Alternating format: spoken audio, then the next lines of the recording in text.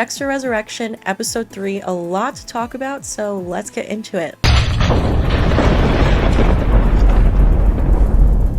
Episode 3 is called Backseat Driver, and it opens up with Dexter driving a passenger around in his your car. We learned in Episode 2 that he wants to pretend to become a your car driver to find the dark passenger killer. And honestly, I thought this whole opening scene was so hilarious because this job for Dexter is possibly the worst job for him other than maybe a bartender, because he is so not a personable person. He's so awkward. First of all, he doesn't have a charger for the guy. He doesn't have a water. You know how like Uber drivers always have things to offer you? He of course didn't know any of that. And then this guy in the backseat is trying to make conversation with him, and Dexter is just so awkward. I honestly found it so funny, but Dexter does say it's a good way to get to know the city and a good cover story when it's time to stalk.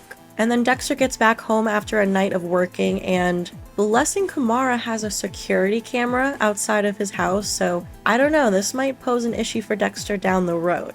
And Dexter finds out that he has a low driver rating, and Blessing is going to help him because he's just a good guy. He's a good friend so far. Like I said in my earlier episode breakdowns, I do think Blessing Kamara is unfortunately going to die. I did think that it was going to be the dark passenger killer who did it. Obviously, we know, if you've seen episode 3, the dark passenger killer gets killed in this episode, so he's not going to be the one to kill Blessing, but who knows? Maybe I was wrong, maybe he survives, but I just get that vibe like he's gonna be some kind of collateral damage because already 3 episodes in, we care a lot about Blessing. He's a good guy, so I feel like this show likes to take characters away from us that we care about. And then we get the return of the Patrick Bateman alias. This is just classic Dexter. This is one of his aliases that he used in the original show to obtain the M99. So we do see a return of the M99 in this episode. Patrick Bateman is of course the main character from American Psycho. Dexter even says that this was like a defining book for him as a young man. He gets a phone call from someone who is like completing the order for him. And on the phone, the person says, "It's been a while since your last order. Trading in Florida sunshine for the Big Apple." So I do wonder if this is gonna kind of catch up to him. Obviously, it's been at least 10 years since his last order of M99. So is this guy on the phone gonna think it's suspicious? I don't know. It didn't seem like it at the time in this episode, but I don't know. Who knows what is going to catch up to Dexter by the end of this series. And then Harrison is being questioned by Claudette, Detective Wallace, who, as we know, is good at her job, and she wants to know what Harrison did that night that Ryan was killed, because there is footage of him helping Ryan and Shauna up to his room, but then they don't know what happens after that because there are not cameras throughout the entire hotel. There are a lot of blind spots, so he's being questioned. He says that he went home, so then she's like, okay, where's home? And he is homeless, essentially. He sleeps at the hotel, doesn't want her to know that, so then he lies and says that he actually went out to a bar and he spent the night at a woman's house. It was a one-night stand. He doesn't even remember her name. Obviously, this didn't actually happen, but then she wants him to get the information of this woman that he supposedly hooked up with because she is his alibi. And then Dexter is hanging out with Blessing Kamara and his family upstairs in his home. Blessing is sort of arguing with his daughter because she wants to move away far from home, and Blessing's wife asks Dexter why he moved away from Miami. And Dexter's like, "Miami? How did you know that?" And she says that she runs background checks on all of her tenants. There's a 10-year gap in his history. So she looked into Dexter, and Dexter says internally, like, "Great, I'm being vetted." And his explanation is that he lost people, which is pretty much the explanation that he gave Angel Batista as well. He says, "After losing Rita and Deb, I was a wreck. I couldn't stay in Miami." And then Dexter asks Blessing's wife for a copy of the background check. And that is how he finds Red. So in episode 2, he really couldn't find anything online about Red. But this website with the background checks, if you pay $75, you can find anyone apparently. So Dexter finds Red's apartment. He is in his car watching from afar, waiting for Red to leave for work. And of course, Dexter is eating. This is just classic Dexter. And Red has like a special lock on his door. Dexter has to kind of crack the code. The code is Red's birthday backwards. Dexter was expecting to have to pick the lock, but there was no lock to pick. So Dexter is in Red's apartment, and Dexter and Harry are sort of talking about aging. Dexter says to him, "How did you do the whole old thing?" And Harry's like, "I didn't really get to do it for that long." I like that they're including little conversations like this because Dexter is older. He's over 50 now. He was much younger when the show first started, so things are going to be a little bit different now. He maybe moves a little bit slower. So I do think mentally he has to be on top of his game because he cannot afford to get caught. He's already on thin ice with Bautista. They also kind of talk about training scenarios because Harry used to train Dexter when he was a teenager to prepare him to be this methodical killer. So I do like that there are a lot of callbacks to the original show and kind of like Dexter's origins. And then Dexter finds Red's book of trophies, and Harry says he hates trophies, but every single one of these is a good reason for Dexter to take out Red. And then Dexter calls Red's work to arrange a meeting. And then we are back with Angel Bautista in Miami. He's drinking some whiskey and he gets a call from Teddy about the truck. Dexter's truck has been located because whoever was driving it got a speeding ticket, and this is Lance. Harrison sold the truck to Lance, so once Bautista finally gets to New York and tracks down the truck, he's gonna come across Lance, Harrison's friend, which is gonna lead him to Harrison. So Angel is definitely going to contact Harrison before he locates Dexter. And then Blessing gives Dexter this whole kit of items to allow him to be a better your car driver. It has like water, snacks, mints, anything that the passenger might need. And then Blessing goes outside because he has some work to do. He has to like prevent rats from getting into the building. And he uses some sort of metal strip to deter the rats from entering. And this is going to come into play later. I was wondering why they were focusing on this, and it comes in handy in a really cool way towards the end of the episode. And then the two detectives conclude that Shauna was not actually assaulted, so they figure that a hero intervened and stopped it. But they couldn't have cut the body up in the hotel room, so they take the service elevator down to the kitchen, where no key is required and there's also no cameras, so this is obviously good for Harrison. But they're in the kitchen and Claudette is looking all around, thinking of ways that the killer could have done it. And she sees that they have the same garbage bags. She sees the butcher knives. She sees the drain in the floor where the blood could have been washed down. So she is on to him. She is realizing that the kitchen very well could have been the kill room. And then Blessing Kamar's daughter, who is an acupuncturist, is working on Dexter. He's laying on the table and he says, "I'll never get used to this angle." And then she asks him, "Are you good with needles?" So just a lot of fun little humor in the show already, which I love. I do think it's very reminiscent of the original show. The original show had a lot of humor in it, and Dexter New Blood, not so much. I mean, I keep saying to you guys that this show, Resurrection, definitely feels a lot more like the original show compared to Dexter New Blood. And then Dexter is on the street watching Harrison again, and Harry is kind of convincing him to go talk to him like he needs someone. And Dexter was about to go talk to him, but then Elsa shows up. And Dexter says, "Harrison needs someone, yes, but it doesn't need to be me." And Harrison tells Elsa how he keeps seeing Ryan's face, but she says it's not your fault he was murdered. But obviously, it was. And then they go back to Elsa's place and just hang out. And then we get one little Charlie scene in this episode. Charlie is planning a gathering for some special VIP guests. It's a fancy dinner. They're breaking out the fancy wine, and the caterer is sort of questioning it like, "Ooh, fancy wine. These must be some important guests." And Charlie says, "You are being paid very well for your discretion." And that is all we get with Charlie. We're definitely going to get more with Charlie and finally meet Leon Prater in episode 4 next week, and I cannot wait.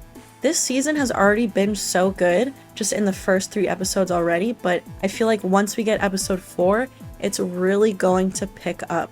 And then Harrison is being further questioned because his alibi does not check out. There are no cameras that catch him leaving the hotel. And the 2 cops say to him they understand why he did what he did. He stopped the poor girl from being assaulted. and they want to push him to confess. And they're basically saying, we'll help you out so that your sentence isn't that bad. And Harrison says, I want to make a confession. And Detective Oliva pulls out his phone to record the confession, but he says, I live here in the hotel because I'm homeless. That's why the cameras never caught me leaving the hotel. And they ask, can anyone back up your story? And he says he doesn't want to get them in trouble. So obviously he's referring to Elsa, because she's the one who arranges it so that he can stay in some of the hotel rooms every night. And then Elsa does confirm to the cops that she lets Harrison stay in the rooms. And she vouches for Harrison. She says he's a good guy. I don't help out assholes. So she might be the one thing that kind of helps him with the cops. And then we get possibly the best scene in the entire episode. We finally see the return of Quinn and Masuka. I was honestly surprised. So we know from one of the trailers that we got last week of what to expect on this season. We do see Quinn at a crime scene in Miami, which wasn't in this episode, so we haven't seen the last of Quinn, but I honestly didn't expect to get him in this scene in this episode, so it was a nice surprise. And same with Masuka. So C.S. Lee the other day on his Instagram teased a Masuka return, but I honestly thought they were gonna make us wait for it. So in this scene, Angel is in a restaurant. I think it might be his own restaurant that he owns, I'm not sure, but he's looking at his phone with an old picture of his bowling team with Dexter and Masuka, and he's sort of smirking. I think he's genuinely recalling the good memories. And then Quinn and Masuka shows up, and Quinn says, what the fuck, you're retiring? And Masuka says, you're old, but you're not that old. And Angel says, I've had enough of homicide. After 30 years, I'm eligible for pension. I'm gonna enjoy it. And Quinn says, doing what? Open another restaurant? Write a novel? Start a podcast? And Masuka says, don't tell me you're gonna start an OnlyFans account. And that's just classic Masuka, always bringing it back to something dirty or naughty. And then Batista says, I'm gonna do some traveling and take care of some personal shit. And Quinn says, what, settle an old score?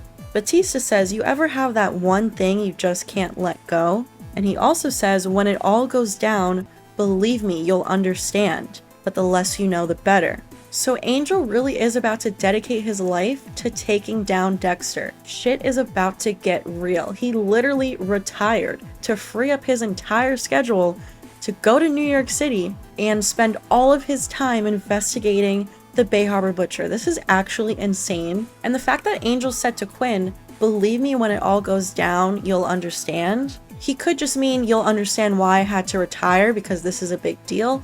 But I wonder if he's sort of like referring to the fact that Quinn might also low-key know the truth. You know that fan theory out there that Quinn might have known all along that Dexter was the butcher. He was always on to him in past seasons. And the whole thing with Saxon, Quinn kind of vouched for him and was like, it's self-defense. And then we sort of got a reference to La Pasión. They all share a drink and Masuka says, Angel Batista, the captain with the most passion. And then Angel says, I love you guys, and they all kind of hug, and this is just so what we wanted. We needed to see these characters. We needed a little reunion. Again, it just feels like the original show. It sort of feels like a continuation of everyone's stories, not just Dexter. And I really hope we see more of these two. Like I said, we do know that we have at least one more scene with Quinn at a crime scene, and he's on the phone, probably with Angel.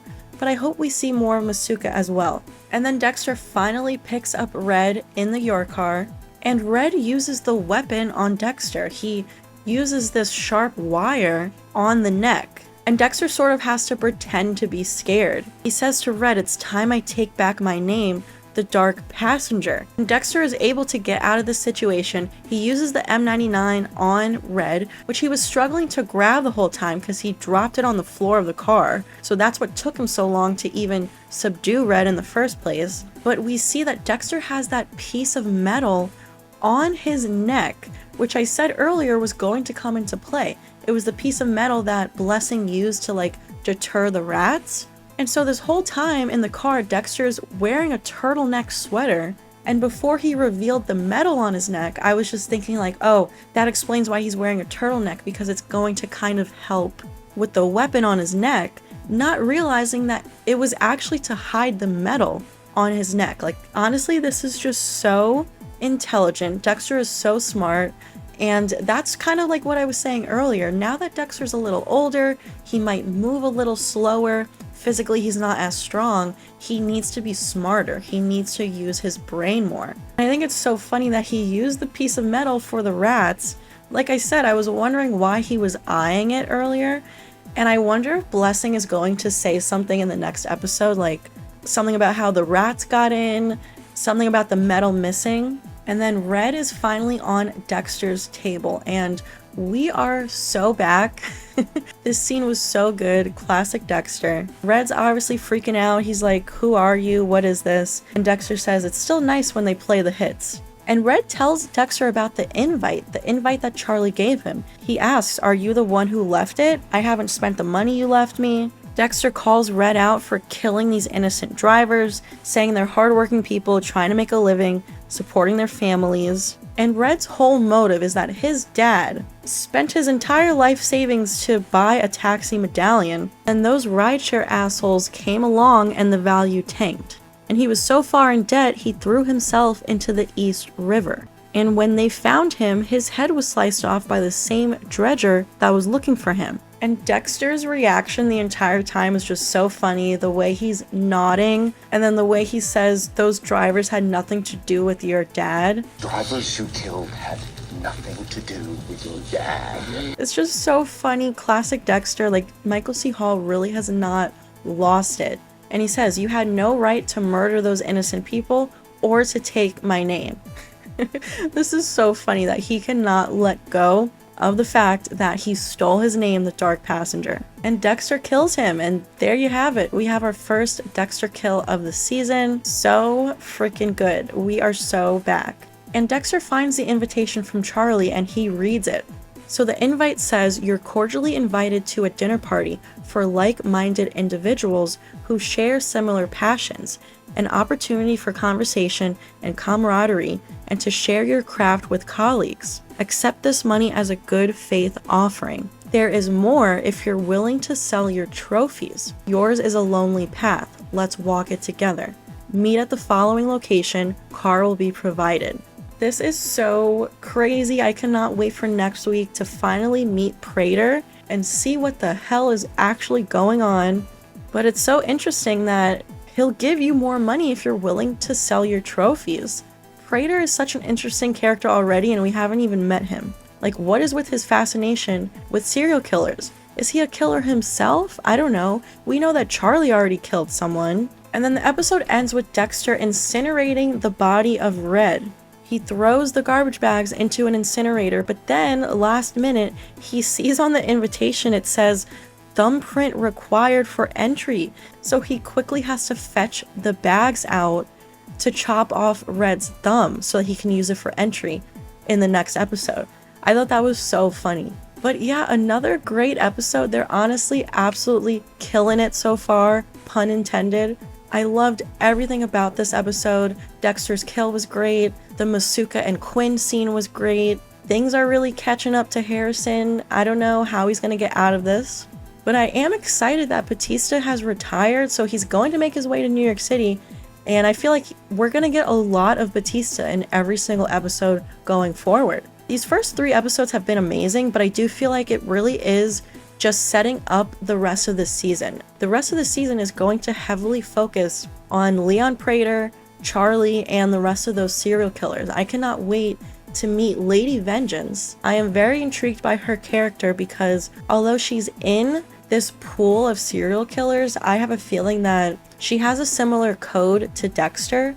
I mean, with a name like Lady Vengeance, she might be only killing bad people. Hopefully. I am hoping that Dexter can kind of find a friend in her, because he's clearly going to infiltrate this group to kill these serial killers one by one. But just like Prater said in the invite, and just like Dexter said in his narration, it is a lonely path. So I'm hoping Dexter can genuinely find a friend in Lady Vengeance. But like I already said, this definitely feels like the original Dexter. I think they're doing such a great job of sort of recapturing that vibe of the original and the magic of the original, which can't really say that for Dexter New Blood. Don't get me wrong, I still enjoy New Blood, but it definitely had a completely different feel. And I think Michael C. Hall is still on top of his game. He still feels like Dexter. I think he truly is Dexter. Like, no one else could do this but him. And all of the other supporting characters are great. Like I've said before, Jack Alcott is absolutely killing it. I'm really enjoying these detectives. All these characters are great, and I think that has a lot to say about the writing. I think these scripts are phenomenal so far, and I cannot wait to see more. But that is it for today. That is my little recap and review for episode 3, Backseat Driver. Let me know your thoughts. Leave a comment down below. How did you like this episode? Stay tuned for next week's breakdown. Definitely going to try to do maybe some theories and predictions in between this week and next week, so stay tuned for that. Subscribe to the channel if you're new here. Give this video a like if you enjoyed it, and I will see you guys next time.